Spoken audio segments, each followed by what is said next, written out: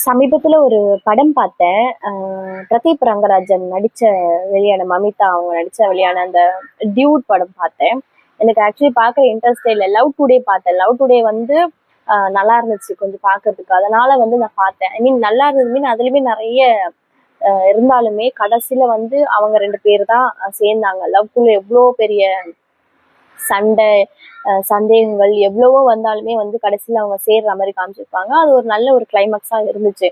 ஆனா வந்து நான் இந்த டியூட் மூவி வந்து நான் அதே மாதிரி நினைச்சு தான் நான் பார்த்தேன். ஆனா டைரக்டருக்கு வந்து வேற ஒரு டைரக்டர் தான் அந்த டியூட் மூவிக்கு.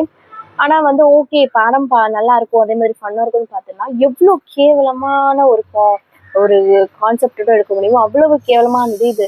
இந்த படம் முழுக்க முழுக்க ஒரு சமுதாய சீர்கேடுக்கான ஒரு படமா தான் நான் பார்க்குறேன். அவ்ளோ கேவலமா இருந்துச்சு. சரி இந்த ஃபர்ஸ்ட் லவ் வந்து அப்படி போயிடுச்சு. லவ்வரோடைய அந்த பொண்ணோட கல்யாணத்துக்கு இவர் போகும்போது தாலிய எடுக்கிறது அதெல்லாம் ஒரு பக்கம் இருந்தாலும், செகண்ட் லவ் வந்தா மமிதாவை கூட்டிட்டு வராங்க. மமிதாவா வந்து செகண்ட் லவ்வரா வந்து உள்ள நுழையிறாங்க மாமா பொண்ணா.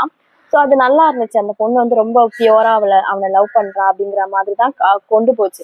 கடைசியில வந்து பாத்தீங்கன்னா அவன் பெங்களூர் போயிட்டு படிச்சுட்டு வரும்போது அந்த பொண்ணு வந்து வேற ஒரு பையனை லவ் பண்றதா இருக்கட்டும். சரி லவ் பண்ணிட்டீங்க அதை வீட்டுல சொல்லி கல்யாணம் பண்ணாம இவனை பிரதீப் ரங்கராஜன் கல்யாணம் பண்ணிக்கிட்டு ஆனா வந்து அந்த லவர் கூட வாழ்ந்துக்கிட்டு ஒரு மாதிரி கன்றாவியான ஒரு கான்செப்ட் கொண்டு போனாங்க.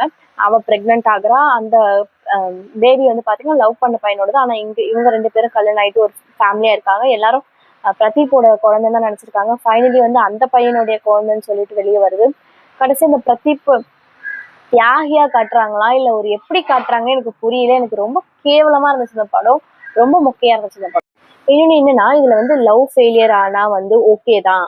அது வந்து பெரிய பிரச்சனை இல்லை. நார்மலைஸ் பண்றோம். லவ் ஃபெயிலியர் ஆனா சூசைட் பண்ணிக்கணும்னு அர்த்தம் இல்லை. வேற லைஃப் இருக்கு. அண்ட் அதே மாதிரி இன்டர் கேஸ்ட் மேரேஜ் வேற கேஸ்ட் பையனை வந்து கல்யாணம் பண்றது வந்து பெரிய குத்தம் கிடையாது அப்படின்னு சொல்லிட்டு காமிக்க ட்ரை பண்ணிருக்காங்க. எல்லாம் காமிக்க ட்ரை பண்ணதெல்லாம் ஓகே. ஆனா அந்த காமிக்க ட்ரை பண்ண விதம் பாத்தீங்கன்னா ரொம்ப கேவலமா இருந்துச்சு. நீங்க டியூட் மூவி பாத்துட்டீங்களா? உங்களுடைய கருத்து என்னன்னு சொல்லிட்டு கமெண்ட் பாக்ஸ்ல சொல்லுங்க. அண்ட் அதே மாதிரி இப்ப வந்த படத்துல இந்த படம் ஃபேமிலியா உட்காந்து பார்க்கலாம் அப்படின்ற மாதிரியான படம் என்னங்கிறதையும் சொல்லுங்க.